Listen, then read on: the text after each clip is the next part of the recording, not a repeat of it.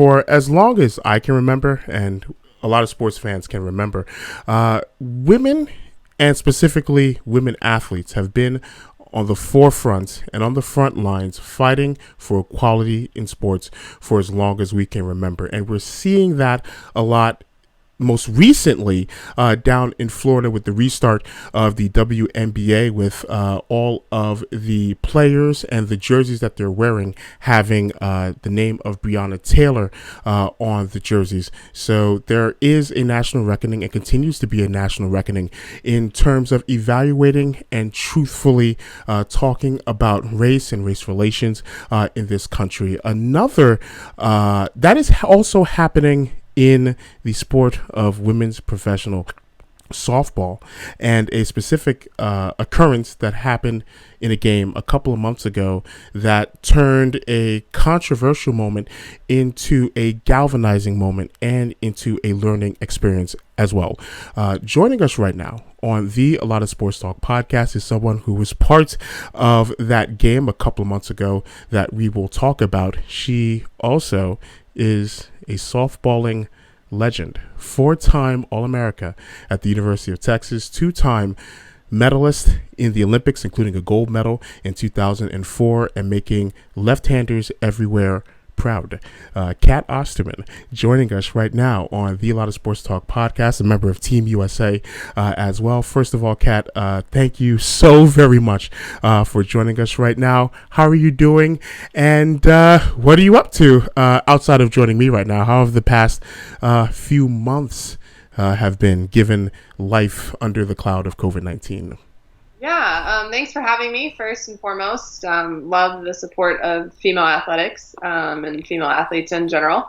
But, the cloud of COVID has pretty much changed the way a lot of us do our normal day-to-day business, especially athletes. Gyms not necessarily being the best place to be headed. I think a lot of us have figured out how to make our garages and extra spare bedrooms at-home gyms that before they might have just been places that we did, short, quick workouts when we couldn't make it to the gym, and now it's the place we go and spend the most hours of our day. So been spending a lot of time at home with my husband and my stepdaughter, and, continuing to work out. I do benefit that we have a private facility pretty close, not mine, but one that somebody lets me use to continue to throw and work out. So that way when it's time for the national team to come back together, I'll be ready to go. So, just trying to find ways to keep the mind going and stay sane, find some new hobbies, those kind of things, all while trying to stay safe, but at the same time in shape, which is proving to be a little bit harder mentally than physically as you continue to do the same thing day after day for months on end.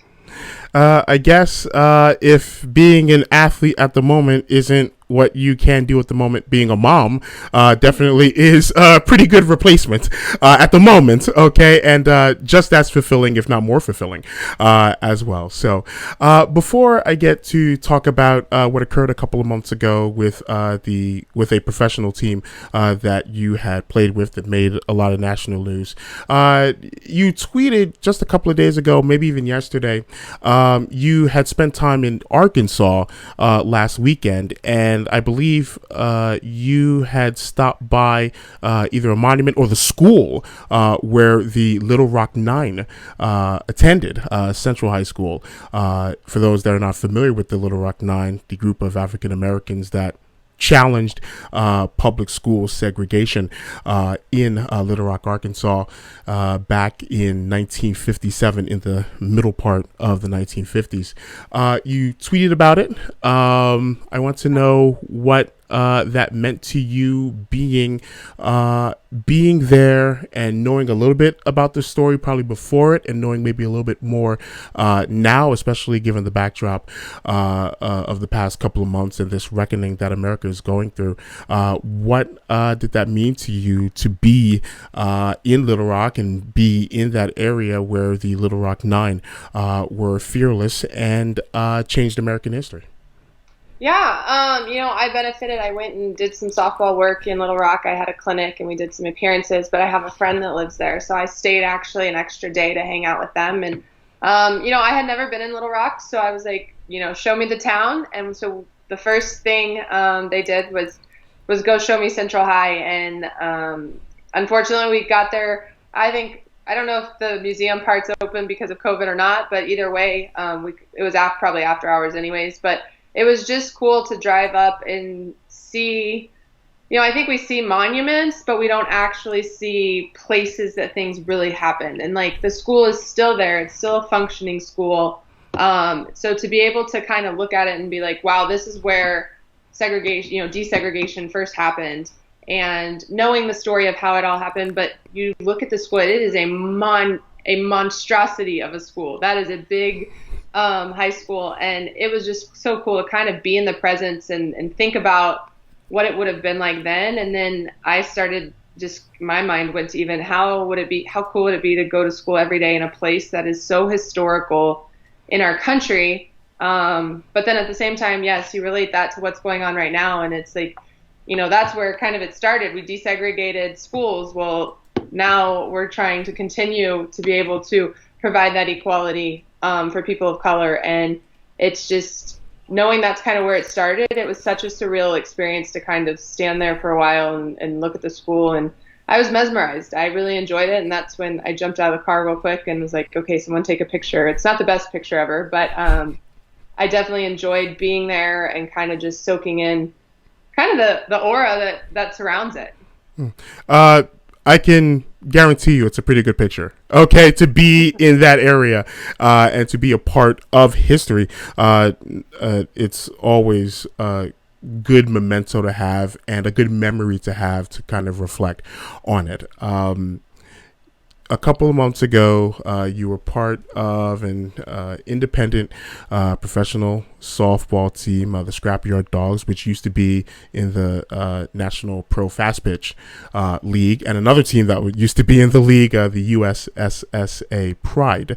And you were getting ready to play a series. A 7-game series, I believe. And in the first game of the series just a couple of months ago, you and all of the members of both teams were on the field when the general manager of the Scrapyard Dogs put out a tweet, tagged the President of the United States, and mentioned that in this picture, we respect the flag. And you and members of your team and the other team as well, the USSA Pride, and many of them are members of the United States national team as well. It was unbeknownst to you guys that this tweet had been tweeted out until, I want to say, after the game was over, after you got into the locker room and figured out that there was this sort of firestorm that was going on in your phones and whatnot. When you first learned about it, was it after the game was over, when you went into the locker room? I know the emotions were raw. What were your emotions once you first found out about what had happened with the tweet, and your immediate reaction to that? Yeah, so the tweet was sent out, like you said, while we were playing. And so I think we all in the game, our coach tells us we'll do our post-game talk in the locker room, because like you said, I think we were playing 7 games there in Florida, which would have been the first 7 of, I think, close to 24, 25 that we were playing against the Pride this summer. And so, we're going to see them 25 times. We don't have to go do high fives after every game. So coach was like, we'll talk in the locker room. And we all went to the locker room and grabbed our phones. And, most of the time you grab your phone and you have parents or friends that watch the live streaming and have comments on the game, great play, great hit, whatever. And I don't think any of us had texts about the game. Everything was about this tweet. And I know personally I had a few that had screenshotted it. And then I had a group text with 3 of my close friends that had a lot of messages. So I scrolled up, and the second I said, said, hold on, I have to catch up. They just blew me up with what's going to happen? What are you doing? And I'm like, whoa, we just got to the locker room. Read the tweet, and automatically I was irate. I think, politics is something that is personal to each person. And if you decide to publicize it, that's your prerogative, so to speak. But to use a group of 18 women, not only politically, but in a tweet that's basically was tone deaf to all the cries that have been going on in the world up to that point, in our country at least. I have represented the national team for many, many years. I have always stood for the flag. That is my choice. I represent it, but I also believe everybody has the freedom to choose what they do. So I think what got lost was, everyone wanted to all of a sudden be like, oh, so you're going to kneel, or, oh, you don't respect the flag. And it's like, no, we don't respect being used in a political stance. But on top of it, one that was completely tone deaf to everything people are talking about. When someone does kneel, what are they protesting? And they've made it very clear it's not the flag. And instead of hearing that, the tweet, made sure to make a conscious statement of let's use the flag. Let's make sure we honored the flag. And again, we didn't have a team talk beforehand that said, oh, everybody has to stand or is going to stand. The picture you saw is just what happened naturally. It was a very raw picture, but at the same time, we could have easily just tweeted that softball was playing again and left it at that. So I think for us in the locker room, the emotions got high pretty quick because we are all very respectful individuals of what was going on in the world. We also had 2 black teammates on roster, one of which was there in the locker room, and we felt like to her, Kiki, who had been their first draft pick ever and has been on the squad for 5 years, to us, we were like, that's complete disrespect to pretty much who's been the face of your program. And so I know the emotions got high quick, and for me personally, it didn't take long to decide that I was done. I wasn't going to be used in that front, and not in a way in which it made us look like we were insensitive and ignorant to what was going on in the world. There are, you mentioned a couple of players, black players on the team. What were the conversations like when you had those conversations with them specifically? Was there anything maybe either new in terms of experiences that you might not have been aware of, that they may have experienced, that they might have shared? What were those conversations specifically like with them afterward?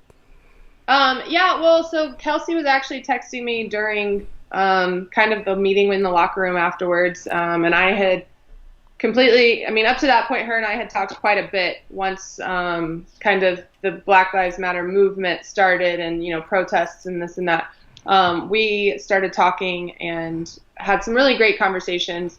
And so at that point, I was like, I'm done. I can't do it this way. And I told Kelsey that, and she was just like, I'm proud of you. I love you. I didn't know Kiki as well prior to this situation happening. But as soon as, it happened all of a sudden, and it took Kiki a little bit to process it, but after that, I think we gained a whole new respect for just kind of what she goes through every day, but kind of what she goes through every day. I mean, that's a situation where someone doesn't take into account your entire roster before you tweet something out. And so you do one thing, and it's like, she was the only, as I said, the only one on roster that was still there. Kelsey had already gone home for other reasons, but Kiki was the only one there, and it was like you didn't even take into respect what she's been talking about for the last couple weeks. And so conversations after that were actually pretty good, and they were mostly in big groups, just trying to figure out how to move forward. And Kiki made the statement that we weren't going to quit playing because that would mean quitting on the cause in general. And so that's where we played a couple more games after that as This Is Us. But I gained a great respect for Kiki and a great love for Kiki in that situation, and her communication and poise through it all was just amazing. I know myself, I'm a hothead. I probably would have fired off a little bit, but she handled it with such class that I was, it was easy to continue to stand beside her and continue to figure out what's next for us. Once again, Cat Osterman, softball legend, joining us right now on the A Lot of Sports Talk podcast. You mentioned the team that branched off after you guys walked out from the team, the This Is Us softball team. Even though it had come together so quickly, and in a way, some things might have been patchwork because of how quick things had to be assembled, from uniforms and whatnot. What did it mean to you to play under that moniker that name, that uniform, even if it was just something that had occurred pretty much almost instantaneous after that incident? What did it mean to you to play under those names and those words? Yeah, I think the first game back in that jersey was one of the most emotional games in terms of just standing together, standing united. I know all of us after that first game back, there have been a lot of accomplishments that each person individually has received or achieved, and I think all of us walked in and were very proud of what we put on the field that day. It will definitely go down as one of the most memorable moments in almost all of our careers. So we were very proud for what we put on the field. We used the term "This is us" because in our response to the tweet, we basically said this isn't us because it wasn't our words. It wasn't what we stood for. And so we twisted it around and said this is us. And then decided to use the three words that we felt were necessary in describing who we are. And that was empowerment, unity, and awareness. And so we had jerseys that had those each on the front. And for the time we got to be on the field, all of us were super proud to be able to take the field and continue to spread our message and, awareness of what is going on in our country. This summer and a couple of months ago and leading into July and August was the return of the highest level of softball in the United States. It was supposed to highlight that, and it has been highlighted, not maybe in the ways that you had first envisioned going into the summer. And now I believe in August there's a professional softball league or institution, Athletes Unlimited, that's going to occur just outside of Chicago. Or in Chicago, or Rosemont, I believe, in August. We are in August, so later this month. So you're getting ready for it. It's the COVID thing. I just don't know. Tuesday is Wednesday. August is winter. Okay, so forgive me for that. To be able to have this outlet now in August, going into September, and having this event, which I believe has unique rules, or just rules, or a scoring system different from kind of the customary softball game you might see in college, or maybe a national pro fast pitch when it was a league. How excited are you to be a part of it, especially given the twists to either the scoring system or to the rules, and I guess enlighten us in what some of those twists are? Yeah, so Athletes Unlimited will start playing at the end of August. It's definitely a different setup. I keep calling it a pro endeavor because I'm not quite sure what you call it when I don't know that you can call it a league when it continues, the teams change every week. So I also like to describe it, it's almost like fantasy sports in real life. So 56 athletes will be up there playing, and each week we get drafted on a team. There will be 4 teams, and we'll play. And then we get ranked based on our performance in our games. You earn points for obviously hitters, singles, doubles, triples, home runs, stolen bases if you get caught stealing. And then pitchers, we get points for, I think, every out and maybe every inning that we don't. And then we get deducted if we give up runs. So there's like a whole point system that they've already kind of taken seasons from the NPF and done this point system to see if it equals out and it's fair. And so we get ranked every week at the end of the performance, and then the top 4 athletes get to draft the next week's team. So basically you should probably never see, if you see 2 of the exact same team within 6 weeks, it's probably a little bit of coincidence. But so we'll play on a different team each week, and you get points, you get ranked, and then actually the cool part is at the end of the season, your bonus is based on where you rank within the organization.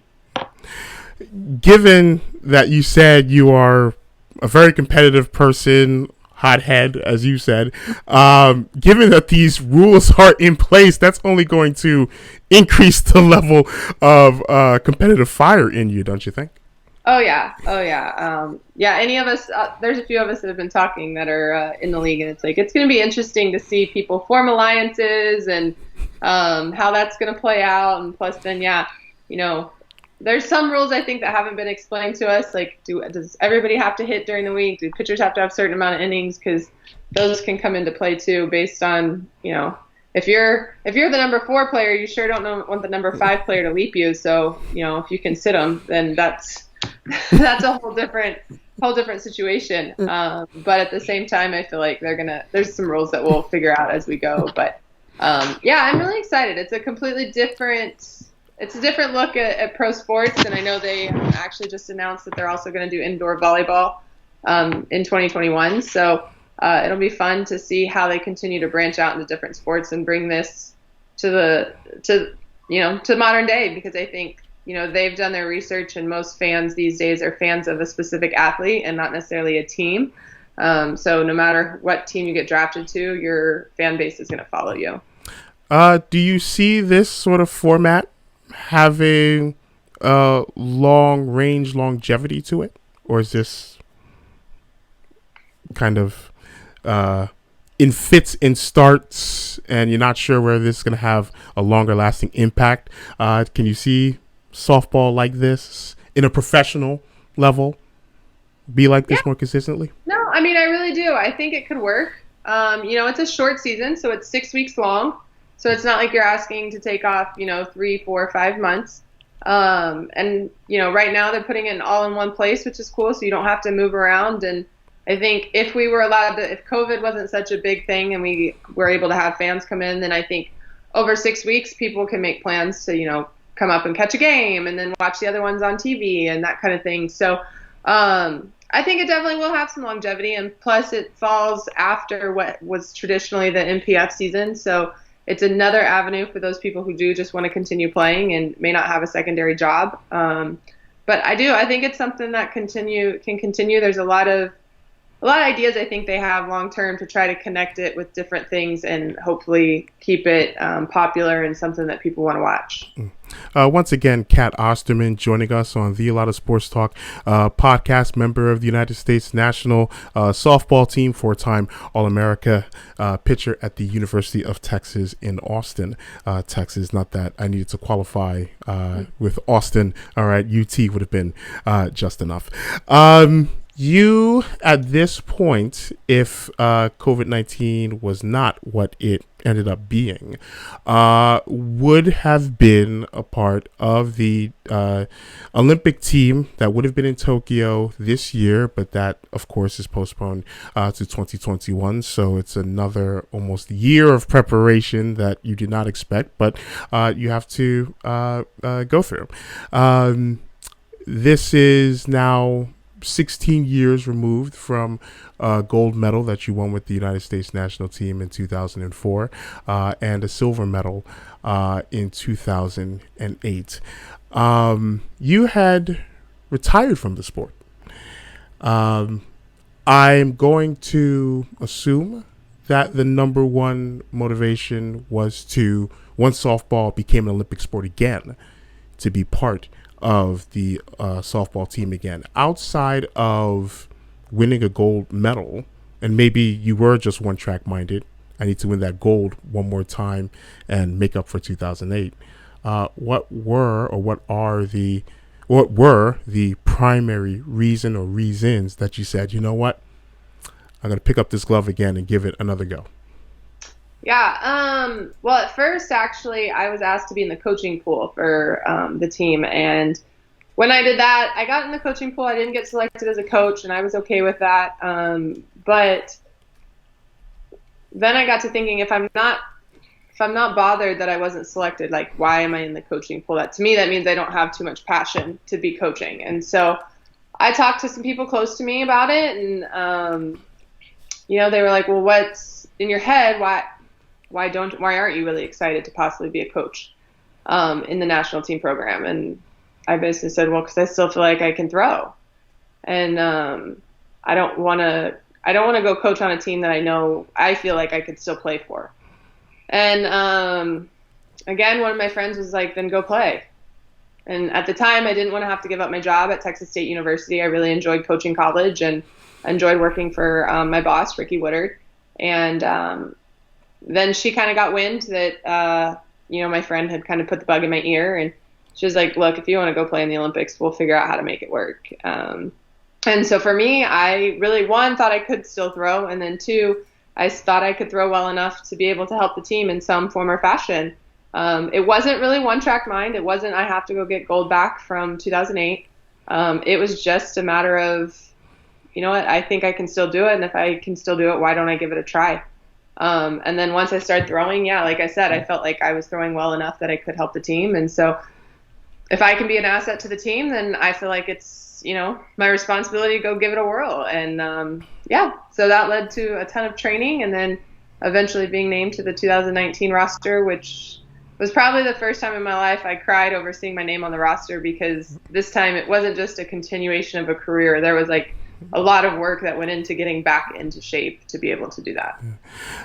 There is a difference between being in the throes of your athletic career, in the middle of your athletic career, and that you're at your peak, compared to maybe in your mind still knowing that you're at your peak, but there's no certainty that you might be on a team, or at least in the back of your mind, you may think to yourself, I know I'm good enough, but am I going to get my name called? Compared to, I know I'm going to get my name called, so I can think about the next 3 or 4 or 5 steps after this, even though my name hasn't been called officially yet. But in the back of my mind, I know my name's going to be called.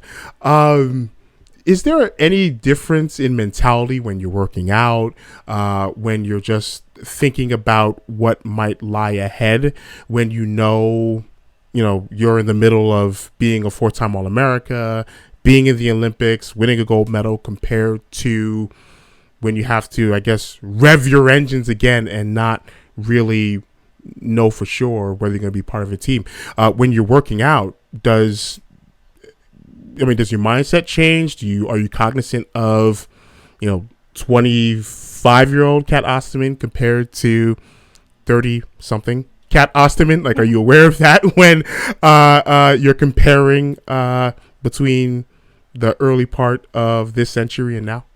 Yeah. So I think, I've always been, the work ethic has always been there. So I always work hard regardless, but it was the mindset of going through it. So like you said, when you're in the throes of a career and you're just continuing on to play, it's like, okay, I'm in this phase. Okay, I know I don't have a game for a while, so I can kind of, peak and valley a little bit different as far as like lifting and conditioning goes, and even pitching. But for me, leading up to that first tryout, so that was probably about it. I actually decided at the end of 2017, so a little over a year, I had to just remind myself that no matter what the outcome was, this was going to be worth it. Like, pouring your heart and soul into something is going to be worth it. And so that was probably the first time in my career that I've always known, like, whatever, if you don't work out, if I don't work out today, I can't get it back. But knowing that I don't know what it's going to be like you said, you can be confident your name's going to get called when you're in the middle of a career and you're performing well. I had no clue if my name was going to get called this time, and I had to remind myself, like, you don't want to look back and say, oh, what if I would have pitched on this day, or what if I would have done that? And so I just reminded myself that every day I had to figure out how to get a little bit better and to stay on that track and not give in to, 30-something-year-old Cat got a lot sore and tired a lot faster than 25-year-old Cat. But I had to keep moving and remind myself that no matter what, it's going to be worth it, because even if my name's not called, I can walk away saying I gave everything I had. Cat Osterman joining us right now on the A Lot of Sports Talk podcast. You mentioned the time that you spent coaching at Texas State University in San Marcos, Texas. Many sports fans are aware that for those who are considered one of the best ever at their sport, that the transition to becoming a coach or a head coach is even more, may very well be more difficult, because of the players that you're coaching may very well not achieve the level of success that the star athlete who has become a coach has achieved. Did you ever come across that as you were coaching? Were you aware of that, first of all, where it's superstar greats in the game who end up being a coach. Some work and some don't, just because of the level that they expect from the people that they're coaching, and then comparing it to the level that they had reached as a player. Did you ever experience that? And describe your time coaching at Texas State University. How was it? How did you like coaching? How'd you like it?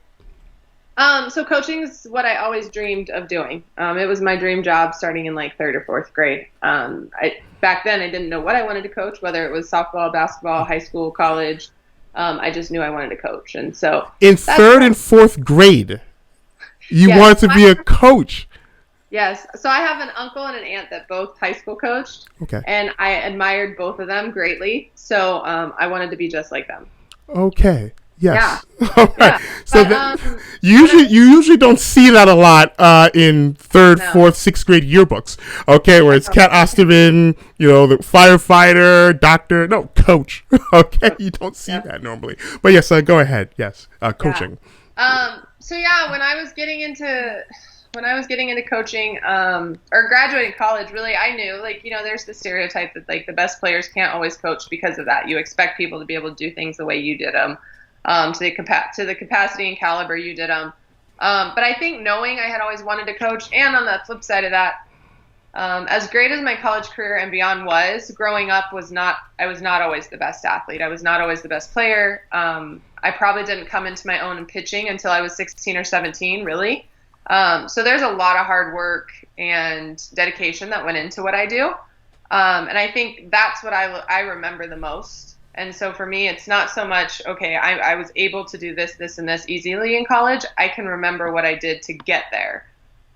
So that way, when I approach coaching more of like, okay, my job is they're not at this caliber yet. What can I take from early in my career and attribute and help them get as far as they can go? So it was fairly easy for me as a pitcher to turn off the expectation for their balls to move like mine did, or their location to be hit as often as mine did.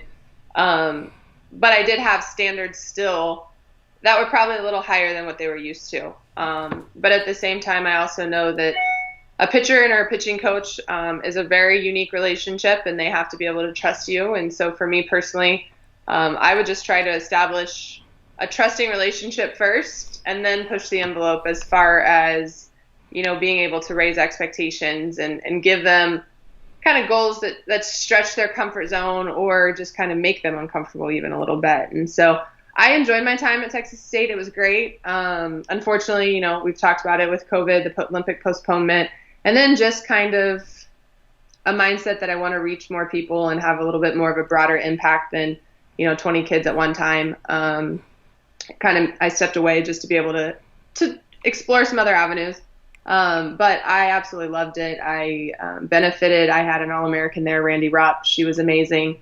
She's actually going to play in Athletes Unlimited with me, which will be kind of a full circle moment, because she got to watch me on tour in 2004, 2008, and then play for me. And now we're going to be playing together. So it'll be cool and fun. But coaching, I loved coaching. I really did. And I loved being able to interact with the kids. And now hopefully the goal is just to be able to, once COVID kind of hopefully gets under control, be able to travel a little bit more and interact with some more pitchers.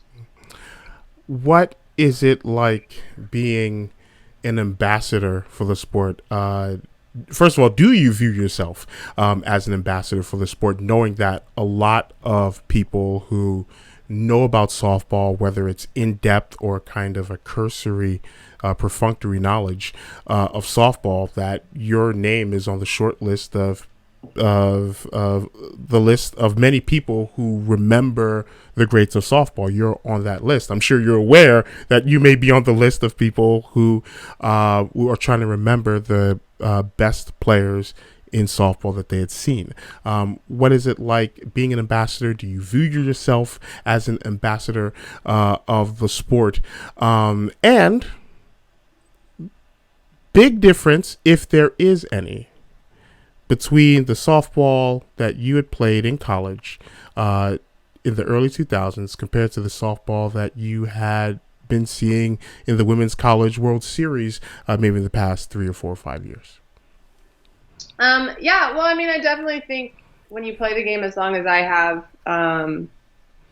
it's you're an ambassador simply because you're still in the game pretty much. But I think over time I embraced that role as well, because being able to share the game with, whether it's athletes, parents, coaches, just being able to, bring a different perspective to it, or being able to share the person behind the pitcher. That allows so many people to relate to you and to be able to be drawn to the game. So I definitely, I think all of us that play at an elite level have an opportunity to be an ambassador for the sport. And so I've enjoyed that part. I think I'm probably, embracing it a little more now. And I think because you mentioned early on in the podcast or in the streaming here, being a mom, being a stepmom, and knowing what that means to younger athletes and younger kids to be able to look at somebody and say, look what they're doing, and have that child connect with something, whether it's the color of the bow in your hair or what you're actually physically doing on the field, like allow them to connect and fall in love with the sport. So it's been fun, and it's also been fun to be in the sport for as long as I have and see it change. From the time I played in college to now, bat technology has gone through the roof. Technology in general has gone through the roof to make, scouting and being able to watch film on every person you're about to play. It's made everybody have to elevate their game, because when teams know your tendencies are able to watch what you throw, 4, 5, 6 times before you actually face them, it's a different ballgame. And so, the use of technology has really made it, taken it up a level. But at the core of it, I think it's the same. You see all of the young athletes just loving what they do, and I think that's the fun part of watching college softball, is you see a bunch of young women who are very passionate about what they're doing, and they put their all into every game on the field. I'll get you out on this question. There are women, mostly men, that almost exclusively men, that may not and do not support women's sports or are derisive about women's sports. And there are men who want to try their best to support the women's game, to back women, believe women, to give women this platform to show their athletic abilities without having to be questioned about many different things about their athletic abilities and other things. Right. What is the best way for people, specifically men, to support women's sports? Well, first, I think the biggest thing is watch it. When it's on, turn it on TV and help the ratings. But at the same time, view these female athletes as athletes. Obviously, you're not going to see you see slam dunks in the WNBA, but not to the necessarily maybe the caliber or the height of male athletes. But you see them. And in the women's game, you see some great home runs. Maybe not 400 feet like in baseball, but there's some great.